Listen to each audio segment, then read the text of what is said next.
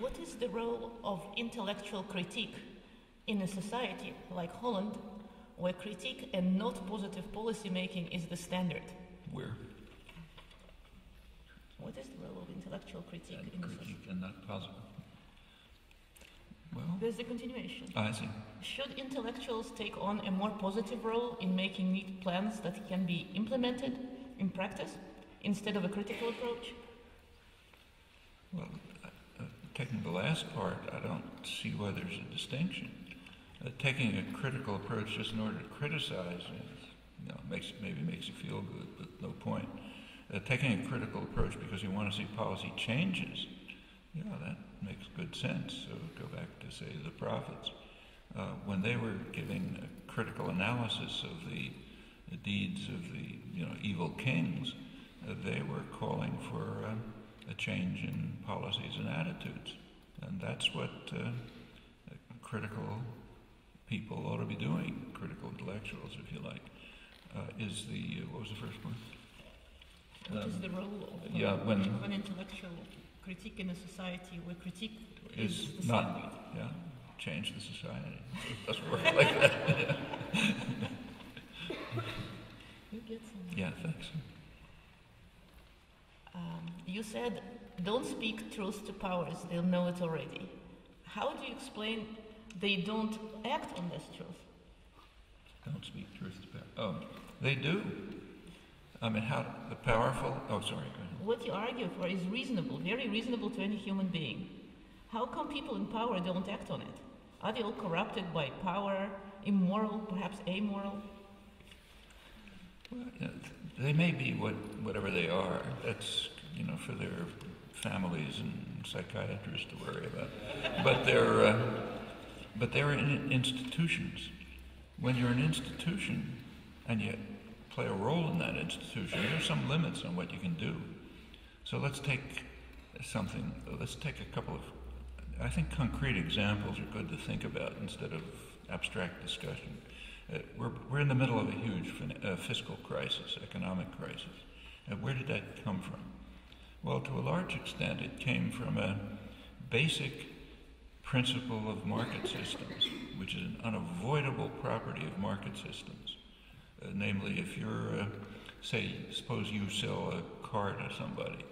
If you're paying attention, you carry out that transaction so that you make out reasonably well and the other person does too.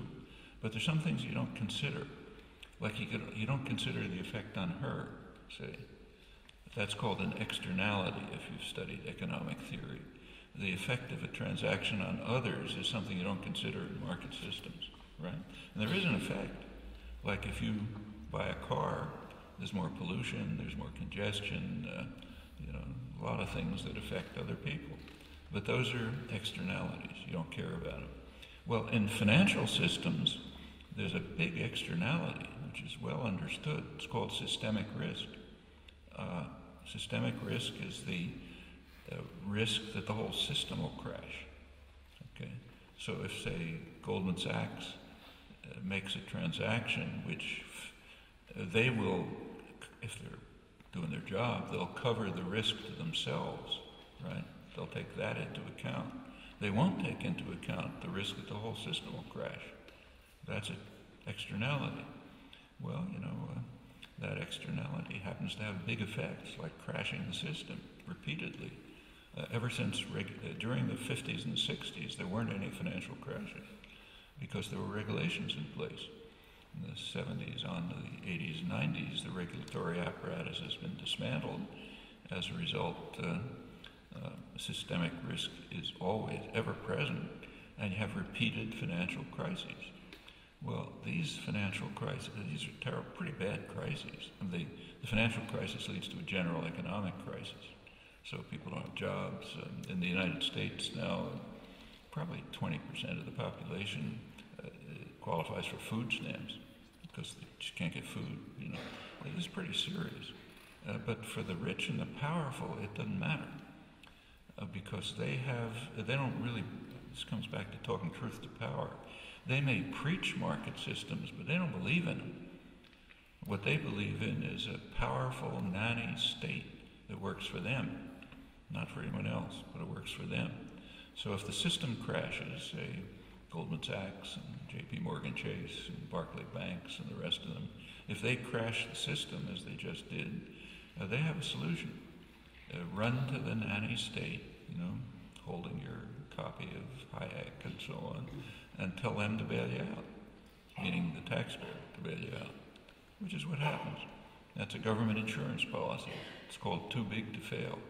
It means if you crash the system, you just come and say, look, I'm too big to fail, bail me out. And the taxpayer dutifully bails them out. Right now, they're richer than ever. If you're following what's happening in the United States, there are huge protests all over the country, in Wisconsin and elsewhere, and people are in real trouble.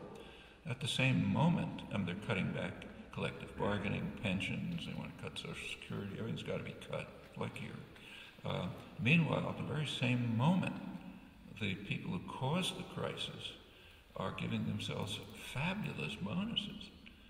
Goldman Sachs just quietly, and they're the worst of them, announced $17.5 billion in bonuses for management, $12.5 million just for the CEO, triple his salary, and so on. Now, that's happening right at the moment when there's real suffering around the country. The same, I just happen to be in England. There's a front page story every day about the bankers who gave themselves a massive bonus. Probably the same is happening here, but so that's an externality. You don't pay attention to it. Now let's go back to the CEO of Goldman Sachs. Is he a bad person? No, I don't know who I don't care one way or another whether he's a good person or a bad person. Like I say, that's a problem for his family. But the role that he plays, it forces this decision, literally. If he decides, I'm not going to make that decision, he's out and somebody else is in who will make it. Because that's a property of the semi-market system that he's participating in. Now, in that case, there's somebody around to bail you out when everything crashes. But there's another case, quite a critical one, in fact, a lethal one, where externalities are ignored and necessarily ignored, and it'll probably destroy the species. That's the environmental crisis. The business world does not want to do anything to deal with the environmental crisis for good reasons. It harms their short-term profit. Now, suppose you're the CEO, chairman of some major corporation in the United States. Your task is to maximize short-term profit and market share, period. If you don't do that, you're out and somebody else is in. In fact, in Anglo-American law, it's a legal requirement. But quite apart from that, you just have to do it or you're just not in that position anymore. It's a crime of the position, not of the individual. That means you've got to ignore externalities. In this case, the externality is the fate of the species.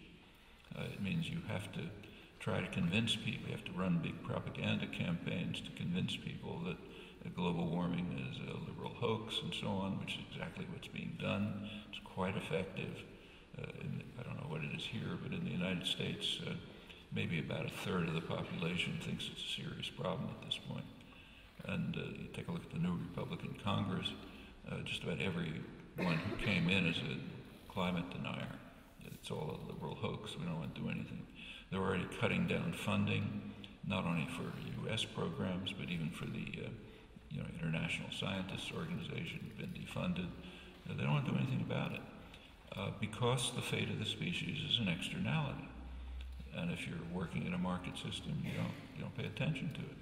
Well, in this case, there's no taxpayer to bail you out. Once you destroy the possibilities of decent human survival, kiss each other goodbye. And that's where we are right now. This is not an abstract consideration. It's happening right before our eyes, right before our eyes. Those are serious problems, and it doesn't make sense to ask, is that person good or bad? There's an institutional structure which is lethal, harmful in the case of, say, financial institutions, but not lethal. Lethal in this case, and that's not the only one.